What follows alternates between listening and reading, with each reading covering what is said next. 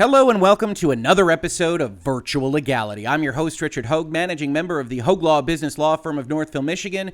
And today we are continuing to talk about one of the biggest stories in video gaming, California's harassment and discrimination lawsuit against Activision Blizzard. Before we get started, I do want to give the disclaimer that I've given in other videos in this series. I have family that works at Activision Blizzard that could be a part of the story that we're about to talk about in this video, but I don't know that because I have not and will not be talking to that individual about this particular circumstance for reasons that I hope are pretty obvious to each of you. Now, you can also evaluate the stance that I take in these videos on that premise. I do have family affiliated with this story in some capacity. I hopefully am not presenting anything biased or otherwise untowards in these videos, but you can evaluate that. That's why we do the disclaimers. The other bit of housekeeping I want to get out of the way is that this channel is supported by Patreon. We're coming up on the end of the month, and as we're coming up on the end of the month, we do have sponsors for July of 2021.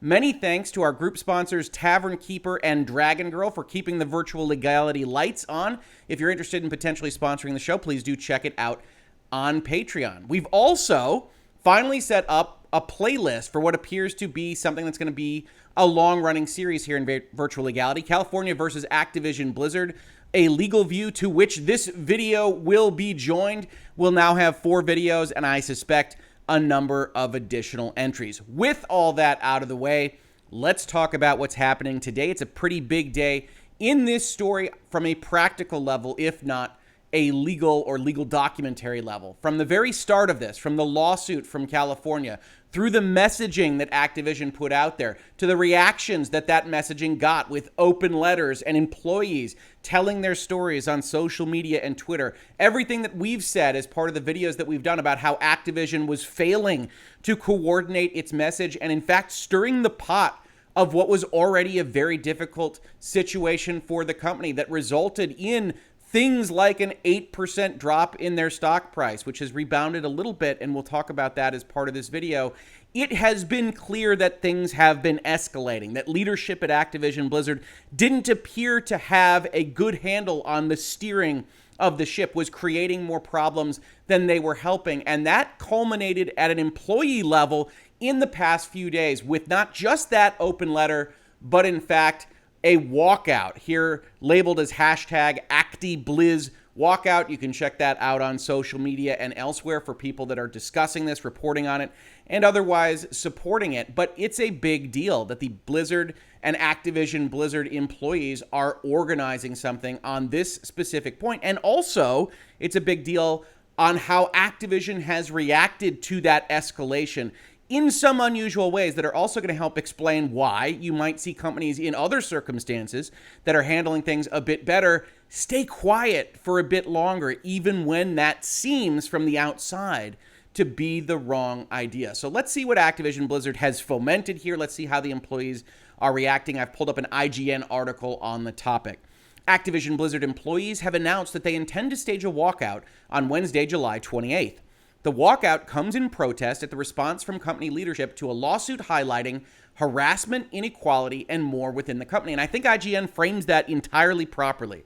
As we've talked about, this didn't start really when the state of California sued Activision Blizzard. It started when those leaked emails came out, when it was clear that Activision wasn't responding with the intelligence that you would expect of a large publicly traded corporation. And it started from that initial response that IGN published that we've highlighted in these videos and continued and escalated and snowballed. Announced in a statement of intent, employees explain that internal and external responses from Activision Blizzard after the announcement of the lawsuit have led them to believe that our values as employees are not being accurately reflected in the words and actions of our leadership.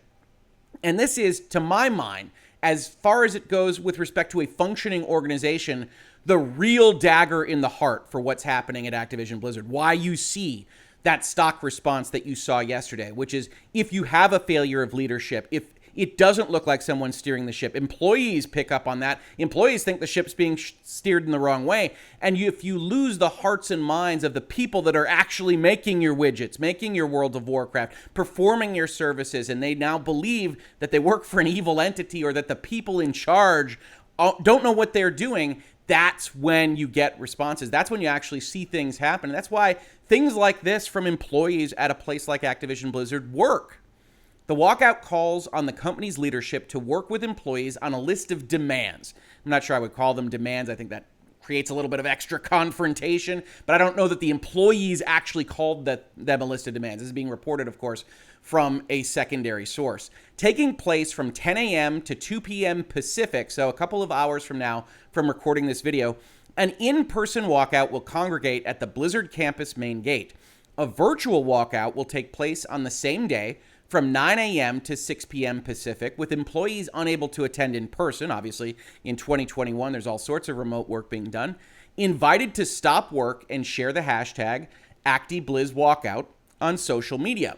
And now we get to that demand list, the requirements that the employees would like to see out of their employer, Activision Blizzard. First, an end to mandatory arbitration clauses in all employee contracts, current and future. Arbitration clauses protect abusers and limit the ability of victims to seek restitution. And arbitration clauses, especially in California, are something of a fighting negotiation point across all sorts of industries. If you aren't familiar with the process, you can generally go to court on a contractual dispute if these provisions don't exist. And in that court, you'll be able to present publicly your complaints about your employer. They'll be able to present their complaints against you. It's all a very public process. It's also a long-term and potentially expensive process. So a long time ago, in relative terms, the federal government of the United States said arbitration is a good idea. And arbitration is a private process where essentially somebody with legal experience, often a judge, sometimes just a highly decorated lawyer, will facilitate what amounts to a personal courtroom type negotiation and will evaluate the claims that two parties are making against each other. Well, in contract terms, employers very often started making it mandatory that in order to be employed at their company, you would agree that you won't settle disputes in court. You'll instead settle them through an arbitration process. Now,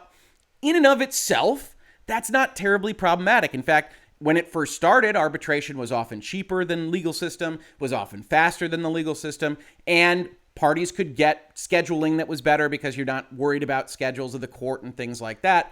However, one of the main problems for arbitration, as identified by employees and has been discussed by many employee-facing organizations, is that quietness, that privacy aspect, and the ability of a private process to potentially put under the rug certain problems like harassment and discrimination that could otherwise be identified as part of that process as affecting an employer.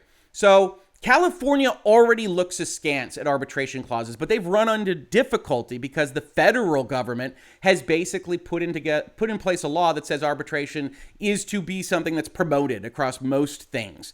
And so this, stating that we don't want to have arbitration clauses in our employment contracts, seems perfectly fine. A little bit adjacent to the problem at issue, but I think they properly frame it here as why they care about it with respect to harassment and discrimination.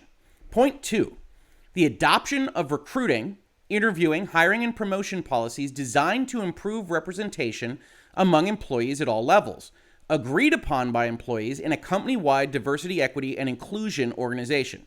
Now, there's a couple of things happening here. One, if you were to ask Activision Blizzard whether this was already happening, you would see in things like the Townsend email, which really started a lot of this fighting, that they say that they do this kind of thing. We've got a strong DE&I network. We do all the things that we are supposed to do as a company already. So Activision Blizzard might object to the concept that these things aren't already happening. But of course, not every company is being sued by a state of the United States for failing in these specific aspects. Now, it's worth noting here, at least as an aside, that while the state of California kind of elides around the question of hiring, it doesn't actually bring account with respect to hiring itself. Here in paragraph 4, we see them described as follows. Like the executive ranks, women across the company are assigned to lower paid and lower opportunity levels, which is similar to you didn't hire them for higher levels, but not quite the same. Female employees receiving lower starting pay and also earn less than male employees for substantially similar work, which is the crux of their equal payment complaint. Defendants promote women more slowly and terminate them more quickly than their male counterparts.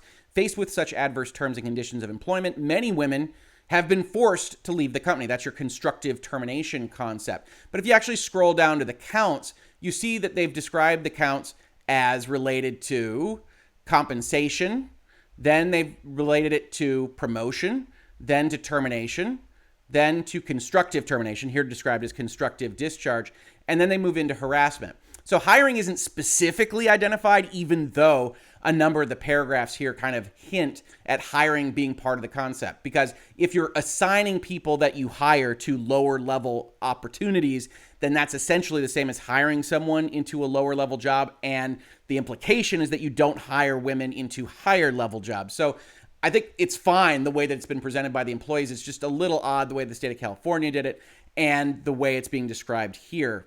Current practices have led to women, in particular women of color and transgender women, non-binary people, and other marginalized groups that are vulnerable to gender discrimination not being hired fairly for new roles when compared to men. And I think this demand list, I think this walkout, I think the open letter that's presented by the employees seems completely sincere from them. It is interesting to me, and this is when you're in high stakes kind of confrontations like this, that you've got a slight expansion of what's happening here. California is laser focused on women, and this is intended to apply to more of a group than just women. They've got non-binary people. They've got other marginalized groups they want to include here. And I think if you're seeking change at your employer, if you're seeking change at your company, you might as well go for the change that you want to see happen. However, they might have a little more luck with kind of on the margins people, employees of the companies, if they focus specifically on the things that California brought up. That's not for me to say. That's for the employees to determine on their own. But you do see these slight expansions every so often. The other thing I want to say is this agreed upon by employees concept is probably the hardest thing, if you're Activision Blizzard, to kind of swallow, right? We can adopt new policies. We can have a task force. When you start talking about company-wide agreement of major structural changes that will affect things like how the company operates, what kind of profitability it can have, that kind of thing, you have to, if you're management, you have to watch out for losing the reins of the ship of enterprise here. And it's not necessarily nefarious, but it's something that you have to watch. And it's unlikely, from my view, to be agreed upon in respect of company-wide. And it's unclear what they mean by a company-wide DE&I organization anyway, provided that Activision Blizzard is already doing this kind of stuff. Probably what's most likely to come out of a demand like this is some kind of better employee representation on whatever task forces they have. Higher level representatives, maybe representatives from all of the subsidiaries that could be representing the various kind of employee constituencies. Something along those lines, rather than whatever it means to have a company-wide initiative agreed upon by employees. Employees don't really have a proxy for how the company operates, and that's going to be something that's a sticking point, I would suspect, from the corporate level. Item 3, publication of data on relative compensation, including equity grants and profit sharing, everything else that is incentives, promotion rates and salary ranges for employees of all genders and ethnicities at the company. Current practices have led to aforementioned groups not being paid or promoted fairly. And indeed, non-payment of fair payment amounts across genders is one of the things that California has brought up in the bulk of its documents against Activision Blizzard. The question becomes, can Activision Blizzard do this? What does this look like? And if you're at a negotiation table, you could talk with the employees about what this looks like. I don't think there's a problem necessarily with the publication of ranges. You may or may not want to publish ranges on a gender basis or an ethnicity basis because it loses some of the detail in that publication. You are going to have different genders represented in different roles of the company, different ethnicities represented at different roles of the company.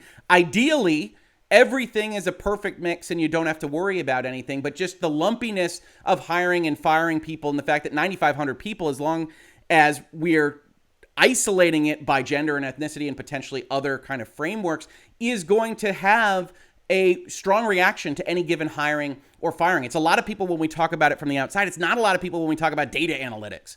And so Activision Blizzard is going to react pretty strongly against this, I think, not the least of which because the creation of documents like that opens itself up to legal liability, especially in the shadow of a litigation from the state of California that's analyzing these kinds of things. So this is an inopportune time for Activision Blizzard to be asked to do this kind of thing. You might hear that from somebody like me, a corporate lawyer, and say, well, that's just legal defensiveness. They have to talk to their employees. And indeed, at this point, yes, they do. And you're trying to assuage employee fears that you're just an evil corporation. So you're going to listen to all of this. This is going to be a sticking point, I think, for Activision Blizzard, because they are going to be worried about creating some kind of document that's anonymous enough for people that don't want their information out there, that doesn't wrongly kind of present the information without enough detail, that would have to go into things like roles at the company, tenure at the company, and a whole host of things that make pay rates and compensation levels different in order to avoid backlash like they're seeing right now. And that's a tough one for them. So you've got, arbitration clause is going to be tough because they like them, but potentially something that they can work out because California already hates them. You've got DE&I that I think they could probably add people to and otherwise make a little bit more employee facing. Publication of data, probably a little bit harder. And then empower, again, a company-wide diversity, equity, and inclusion task force to hire a third party to audit ABK's reporting structure, HR department, and executive staff. It is imperative to identify how current systems have failed to prevent employee harassment and to propose new solutions to address these issues. Now, this one's interesting because, as we will see, it looks like Activision Blizzard has taken this particular point and already tried to respond to it, not with a company-wide task force, but with a third party coming in to look at things at Activision Blizzard, a third party that the employees might not be happy with in terms of identity, and we'll take a look at that, but that Activision Blizzard sees this one as something that they can give on, and perhaps pretty substantially, in order to try to get the employees back at the table with them, back on the same ship, rowing in the same direction, making the same products that have made Activision Blizzard a whole lot of money. IGN follows up this list of demands with a description of how this came to be. The walkout follows an open letter signed by hundreds of Activision Blizzard employees calling internal responses to the recent lawsuit abhorrent and insulting. Ex-Blizzard executives Mike Morhaime and Chris Metzen have written to apologize for failing employees at the company during their time there. And I think, as you know, if you've watched this video series, that gives far too much credit for what those statements are actually designed to do, but I'll leave you to judge that for yourself.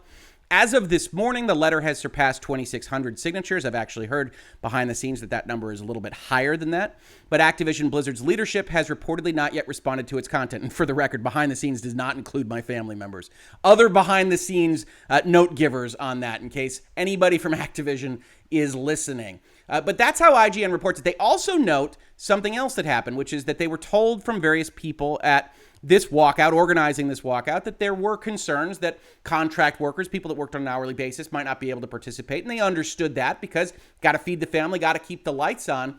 And then Blizzard did something interesting. As reported on by Jason Schreier here on Twitter, he says, Blizzard told employees this afternoon it will offer paid time off to those participating in tomorrow's walkout. Now, it's unclear whether that counts against your PTO time, what exactly they mean by that. Certainly, there's stuff to be ironed out there, but it's worth noting that Blizzard is now signaling that they recognize this as a significant issue, that they recognize what happened from Thursday of last week until now as something they got wrong. And this is doubled down upon by one Mr. Bobby Kotick, who is probably the name you were noting you hadn't heard, CEO of Activision Blizzard, the $200 million man, and he hadn't said anything. He had let other executives talk about this, and that's not non-standard. He was letting the executives that are related to this kind of talk about it, but people wanted to hear from him. And it looks now like he was called into action by the stock price, by the problems that were happening, by the failures in leadership that were being reflected across his organization. And in a response to that list of demands, this walkout process has now spoken. It says, CEO Bobby Kotick today sent the following letter to all employees. And this isn't a leak. This is a press release from Activision Blizzard. This has been a difficult and upsetting week.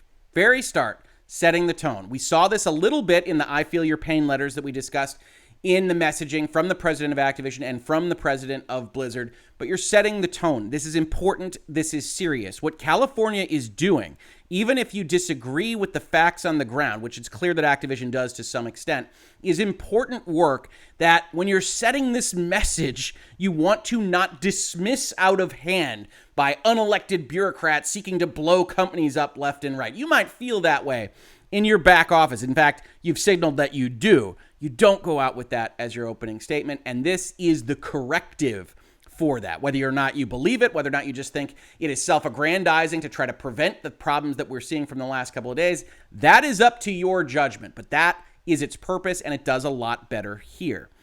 Mr. Kotick continues, I want to recognize and thank all of those who have come forward in the past and in recent days. Recent days would be folks that aren't mentioned directly by California. I so appreciate your courage. Every voice matters. You see that on the plaque at Blizzard and on this thumbnail. And we will do a better job of listening now and in the future.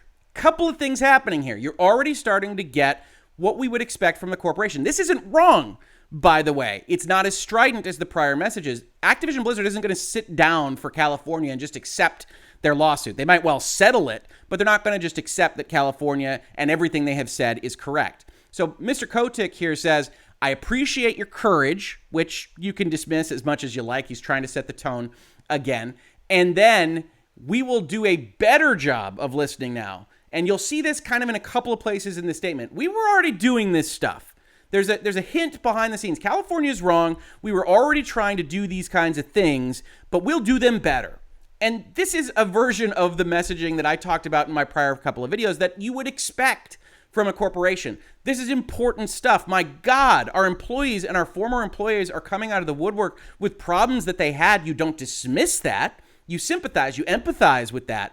And that's a human response. I assume Bobby Kotick actually does sympathize with the plights of the people that are being described there. He might not believe them all, and that's his own problem, and everybody can interpret them as they will. But if they are true, then you sympathize, you empathize. Some of them sound really, really horrible. And you say, yeah, I appreciate your courage. We're going to do a better job of listening. If this existed at all, we could have done more. Our initial responses to the issues we face together and to your concerns were, quite frankly, tone deaf. And that's as strong as you're going to get. Hey, we screwed up completely. We have all these messages. The initial message was wrong. The 3 emails were wrong.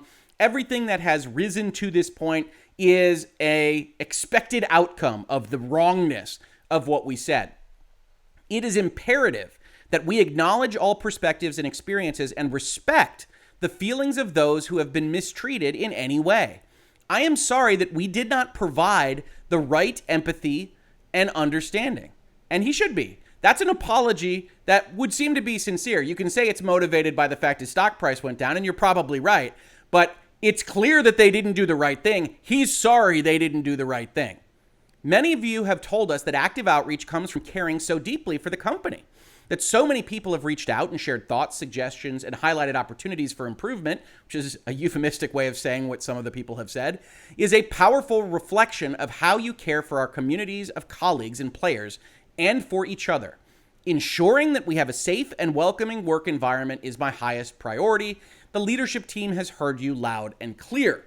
We are taking swift action to be the compassionate, caring company you came to work for and to ensure a safe environment. There is no place anywhere at our company for discrimination, harassment, or unequal treatment of any kind, which is exactly what Ms. Townsend said over here. I am proud to be a part of a company that takes a hardline approach.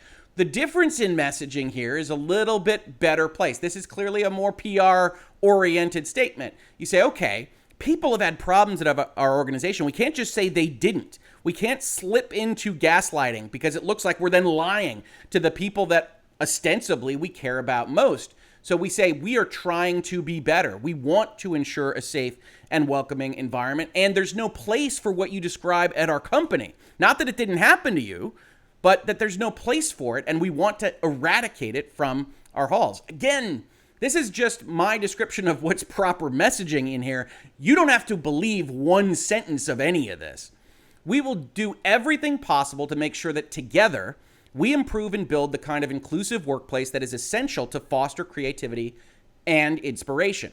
And here we get the response that I noted that looked like it was a response to that 4th demand in the walkout demands. I have asked the law firm WilmerHale to conduct a review of our policies and procedures to ensure that we have and maintain best practices to promote a respectful and inclusive workplace. Nothing wrong with that. Law firms do that all the time. I review employee handbooks. I talk to folks about employment policies, and if it gets to litigation, I send them to an employment litigator, and I talk to employees on that side of things as well. But it might not be what you want. We don't know. I certainly don't know whether Activision Blizzard has an existing relationship with WilmerHale, what that relationship might be. Employees are going to ask that question. You don't want a biased third party that otherwise owes its success to Activision Blizzard in some important way.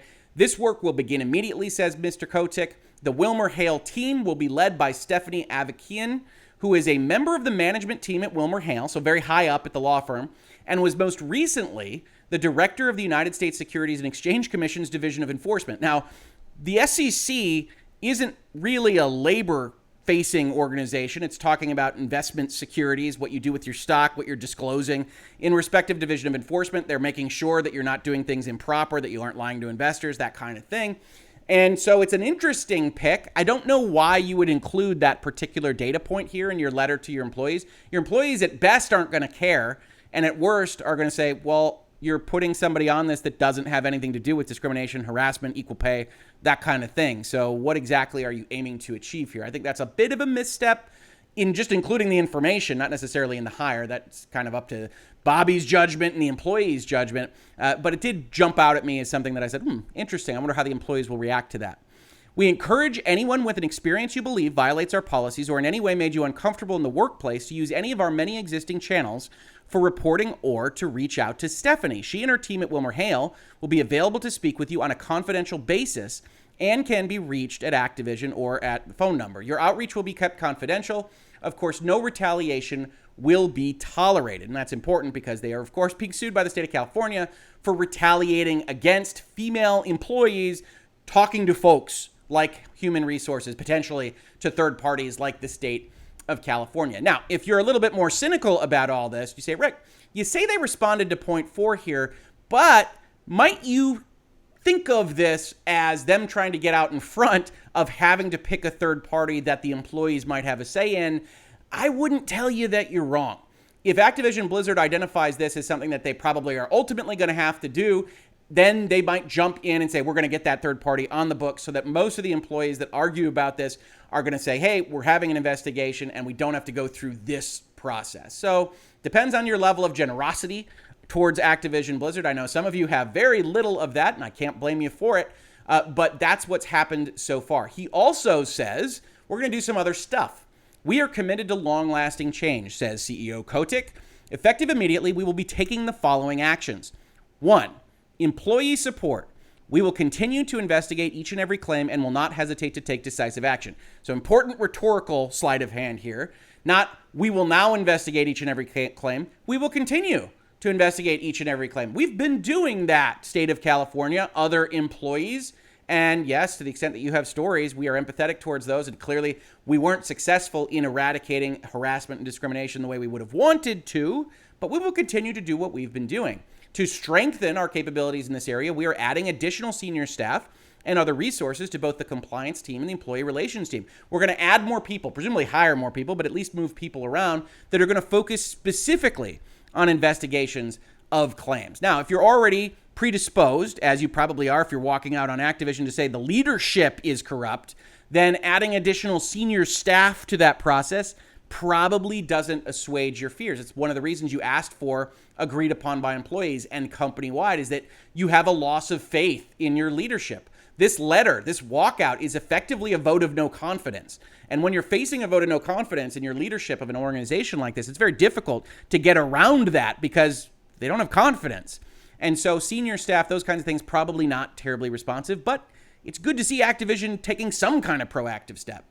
Listening sessions. We know many of you have inspired ideas on how to improve our culture. We will be creating safe spaces moderated by third parties for you to speak out and share areas for improvement. I've highlighted here moderated by third parties because it's a little bit unclear what that means. They're trying to signal, Activision Blizzard is, that they're going to have a moderation that doesn't involve themselves so you can feel comfortable talking to this third party and potentially do it anonymously, although that's not stated here. But it will matter who that third party is, whether you can do it anonymously, what that process looks like for any employee to be satisfied with that kind of listening session concept. Personnel changes, and I think this is what at least some employees are looking for. We are immediately evaluating managers and leaders across the company, which is corporate code for we might have some heads roll here. There might be some firings. We might move people into places and then just try to hide this for a little while. And you'll want to watch Activision Blizzard for that kind of thing. But we're evaluating folks. And then you get a little bit of defensiveness. Anyone found to have impeded the integrity of our processes for evaluating claims and imposing appropriate consequences will be terminated. So, just like above, we'll continue to investigate.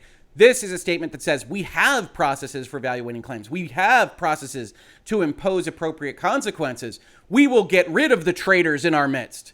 Anyone found to have impeded what we already do will be terminated. Now, look, I believe as a publicly traded corporation that Activision Blizzard probably has the right policies and procedures on paper. And so there are undoubtedly bad apples that would be impeding things to prevent folks from responding to HR and things like that. The question is, and the employees have asked this question, the state of California has asked this question, how high does that go? Where does the rot set in? And if the people that are evaluating that are the rot, then you've got a problem in and of itself. It's that same kind of vote of no confidence principle. But I do want to note rhetorically that you've now got a couple of instances where they are effectively saying, we do this already, we'll do it more. Hiring practices. Earlier this year, I sent an email requiring all hiring managers to ensure they have diverse candidate slates for all open positions. We will be adding compliance resources to ensure that our hiring managers are in fact adhering to this directive. And I'm, again, unclear as to what adding compliance resources means in this capacity, whether that's hiring additional folks or just checking up on things. But apparently Bobby Kotick and Activision Blizzard had sent out to hiring folks that they want to make sure that there are diverse candidate slates. Does that rise to the level of the employees asking for adoption of recruiting, interviewing, hiring, and promotion policies designed to improve representation? I doubt a letter from Bobby Kotick rises to that level, but it appears to be an attempt to respond to that conceptually. And then in-game changes. We have heard the input from employees and player communities that some of our in-game content is inappropriate. We are removing that content. And this is where it's really kind of weird. Nobody references this, what it means to have inappropriate content in their games. So you look at an article from like GameSpot that highlights a tweet from the World of Warcraft team that says something very similar. While we turn to our team for guidance in our internal work to protect marginalized groups and hold accountable those who threaten them, we also want to take immediate action in Azeroth to remove references that are not appropriate for our world.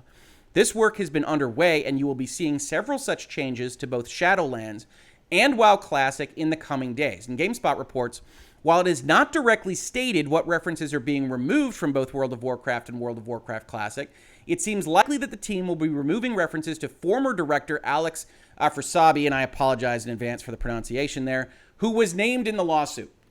And that's the name that we haven't referenced. We haven't referenced it in the video that we did on the lawsuit because, and GameSpot is technically right, which as a lawyer is the best kind of right, but also pretty informatically wrong by saying that this individual was named in the lawsuit. The only parties named in the lawsuit are Activision Blizzard, Blizzard, and Activision Publishing, with 10 John Doe slots reserved by the state of California for potentially adding individual managers. Now, I would expect that Alex here would be one of the named parties by the way he's used in the allegations against Activision Blizzard. For right now, while he is a name that appears in the lawsuit, as is J. Allen Brack at Blizzard, he isn't named in the lawsuit for legal purposes. That's generally the way that you say someone is a defendant to an action like this. He isn't a defendant right this second. He is, in fact, a person named as part of the documents in the lawsuit. This is perhaps a little bit lawyery, but I do think that this represents that he's a defendant as reported, and that's incorrect, certainly by implication, even though it's technically correct insofar as his name does appear. And I suspect that's right, that that's the kind of thing that the World of Warcraft team is talking about removing. That's the kind of thing that Bobby Kotick is talking about removing. It is wild that they aren't being more specific about what that is, and it's unclear why they aren't, perhaps trying to avoid some kind of admission of guilt or culpability or something else. Your well-being remains my priority, and I will spare no company resource ensuring that our company has the most welcoming, comfortable, and safe culture possible.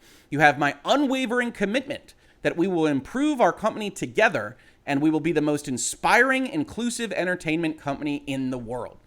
And this statement, as a PR statement, is pretty much what you would expect from a corporation doing the right thing. This is how earlier in the video I talked about why you should probably be a little bit more understanding of companies that want to get their ducks in a row before they make statements, because Activision Blizzard is a case study over the past week on how to screw things up so badly. And had they just waited to get a statement out like this one, you might have had a much less vociferous response to everything. I really do think that the Activision Blizzard messaging was so bad that it fomented what they are seeing today, and I think it's justified what they are seeing today. Now, after this statement went out, you did see, as I promised, a bit of a bounce back to a level that's a bit normal. There was actually some tumult on the stock market with respect to technology companies yesterday. A number of you commenters came in to mention that. That's absolutely right. I usually think of 1% to 3%. That kind of thing is normalish. They were looking at 8%, 9% when I was looking at it yesterday. You've seen it bounce back now to the loss from yesterday. It's unclear, but it certainly does represent that this letter looks a lot more like what you would expect from a multi-billion-dollar global corporation caring about its employees, trying to get out in front of issues. You don't have to love any of this statement. There's some corporatees here, as I've pointed out, but it's a lot more normal when the messaging that was popping out and the treatment that came out with the IGN statement immediately after the lawsuit was anything but. So now you've got a walkout, you've got an Acti Blizz walkout hashtag that's out there, social media, likely reporting about all of this. I've heard other folks mention to me that there are class action law firms that are investigating the issue. People have asked me whether that's normal. It is. Whenever there's a significant investment problem, when there's a lawsuit from the state of California that's novel in the industry and potentially huge in ramifications, you will have plaintiffs' class action law firms looking at the issue. That's, in fact, the free market legal wise at work, that those people can make money at this, and so they're incentivized to investigate, and they might well find something. We don't know what they won't find. That's not unusual, but we'll have to see whether classes develop. And they would be representing investors that are saying the management hasn't done what they are supposed to do, hasn't let the assets of the company work like they're supposed to work because they weren't abiding by their fiduciary duties to make sure that their employees are safe, that to make sure that the state of California doesn't sue the heck out of them. So you might see those kinds of things develop, but they are normal regardless of what the underlying facts and circumstances are. So again, I want to thank our July 2021 Patreon sponsors, Tavern Keeper and Dragon Girl. And I want to say thank you so much for checking out this video. Please do recommend it to folks. Subscribe if you're interested. Check out our Patreon. Otherwise, this has been Virtual Legality for today. And if you caught this on YouTube, thank you so much for watching. And if you listened to it as a podcast, thank you so much for listening. I will catch you on the very next episode of Virtual Legality. Thanks so much.